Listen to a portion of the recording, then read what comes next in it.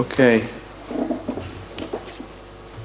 So this is our industrial complex. This is our refinery, a picture of our refinery.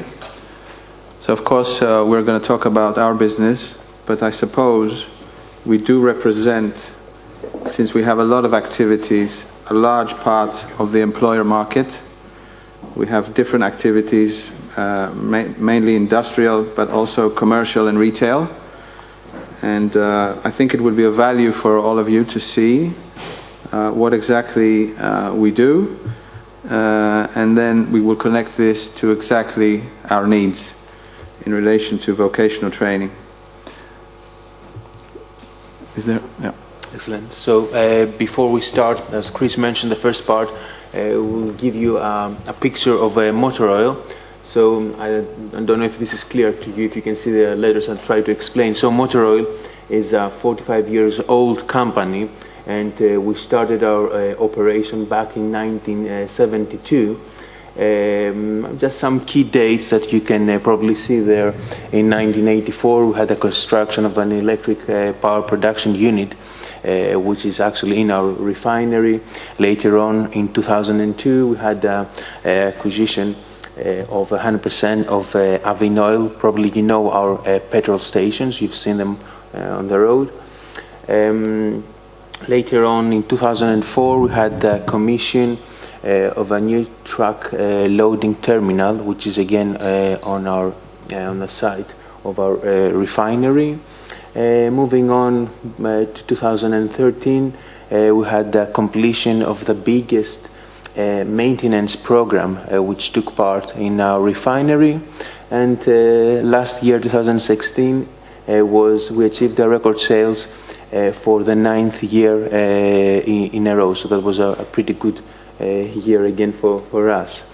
So moving to our vision, it is to be the preeminent refining and marketing oil products trading company in the wider region. So this is what we are trying and what we are actually achieving. For those, so this is the refinery. You can see it in the background. And for those of you who have traveled on your way to Peloponnesos, on your left-hand side, you may be able to see it. It's 70 kilometers from the center of Athens.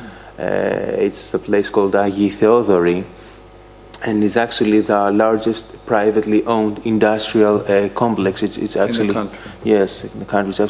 It's huge, and it's one of the most modern refineries in Europe, which actually offers a wide range of products. The process capacity is 185,000 barrels of crude oil per stream day.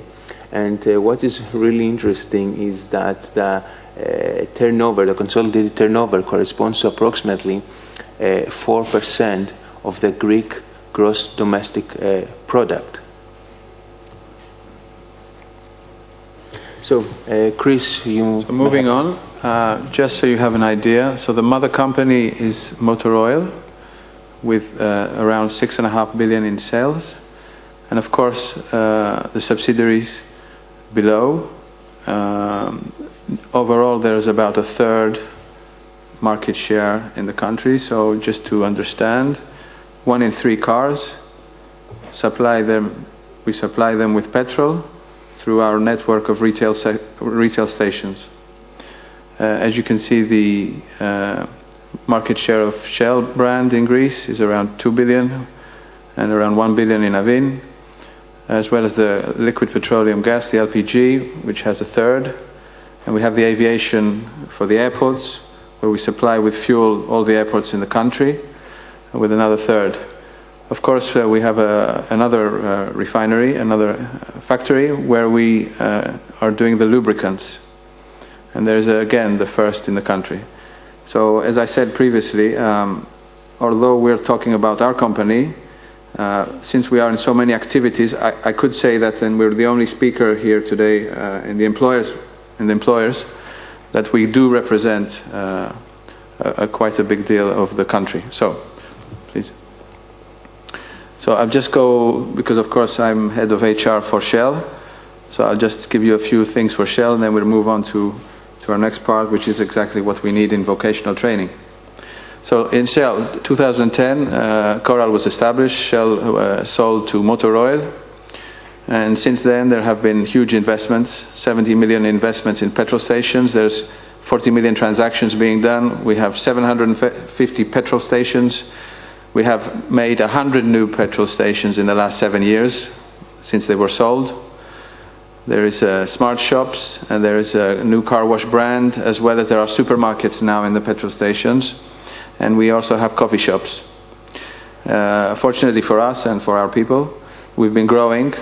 We've been growing consistently the last 7 years, and have achieved a significant amount in market share. And even though you're probably not familiar with our business, but even 1% is something to celebrate hugely. Of course, the Shell company is about customer service and quality. Of course, we try to win the hearts of our customer. We do the extra mile. We're the premium brand. And customers, of course, are at the heart of what we do. And we are very proud to be in this business. So, customers are important to us, are very important, but our key asset are our employees. So let's have a look at some interesting figures. We do employ almost 2,000 employees, and in the last 4 years, we've actually had 300 new employees in our company. 300 new employees for Greek standards is like creating another big company.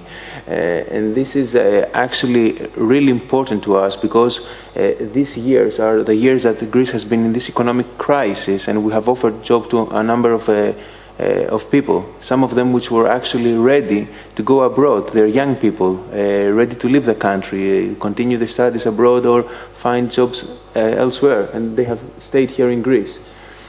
We have, so the total numbers of trainings is 21,000.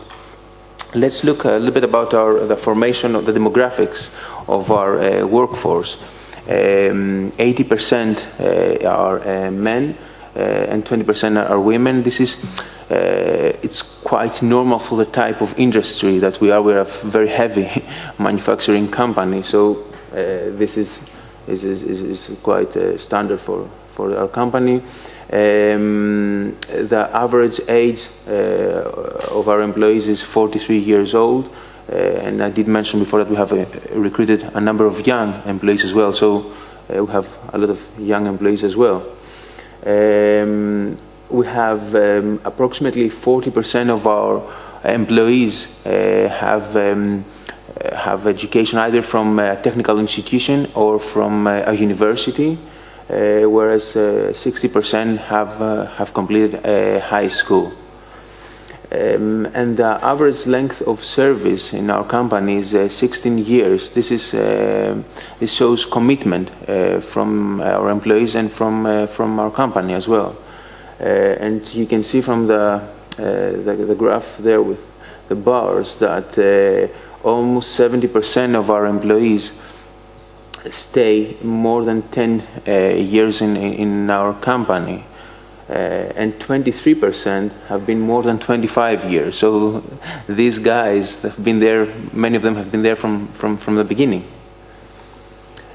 Looking at the training and the educational part of our employees, you can see that we've spent almost 6 million euros the last 4 years in educating them and on training programs. And 75%, 74% of our workforce has received some form of training, and as you can see, this is quite stable throughout the years. And in total, it's about 2 working days of training for each employee. So I think this is a quite good number for us. More specifically, the type of training that we offer has to do around health and safety. This is because of the type of our industry, the type of our company. It's essential that all employees are aware of all the health and safety issues and are really updated on that. So there's a lot of training on health and safety. And we also have approximately 10% on technical skills and 20% on managerial courses. So we want to train our next leadership team. We've separated, in order to make it so that you can better understand what kind of trainings we offer, we've separated into the white-collar employees and the blue-collar employees. So for the white-collar employees, we have a leadership academy, presentation skills seminars, negotiation skills. For our sales employees, all our sales employees have attended an intensive 3 days negotiation course. We have customer service seminars around conflict management, project management. We have a lot of projects running in our industry, so we want all our employees to speak the same language. Communication skills seminars, and for the blue-collar employees, we have trainings on how to use the firefighting equipment, rescue team training, equipment inspection, and first aid training. So this is an indicative presentation of our training courses. We thought we'd just put this quote from McKinsey that it's apparent that the industry and universities are in totally different planets.